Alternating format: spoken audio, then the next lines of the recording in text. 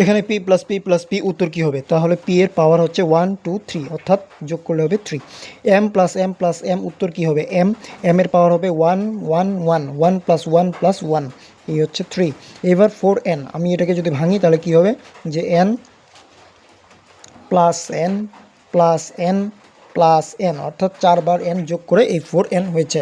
2x into 2x, তাহলে সংখ্যাগুলোকে আগে গুণ করব, 2 2 4, x আর x একবার লিখব, x এর পাওয়ার 1 আর x এর পাওয়ার 1, তাহলে প্লাস হয়ে যাচ্ছে 2। তাহলে 3 আর 2x যোগ করলে কী হবে? এখানে 3টে x আর তার সাথে যোগ করতে হবে 2টি x, তাহলে টোটাল x হচ্ছে 3 2 5, অর্থাৎ 5x। আবার কোনো জায়গায় যদি দিয়ে দেয় এভাবে যে 3x এর স্কোয়ার এবং কিউব, তার উপর আবার কিউব ব্র্যাকেট দিয়ে, তাহলে উত্তর কী আসবে?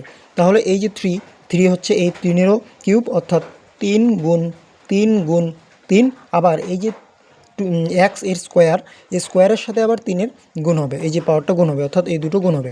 তাহলে কি দাঁড়ায় যে x গুণ দিয়ে x, এই যে 3 আর 2 হচ্ছে 6, তাহলে শেষ সমাধান হচ্ছে 3 গুণ 3 গুণ 3, 3 3 9, 3 9 27, আর x এর পাওয়ার 6।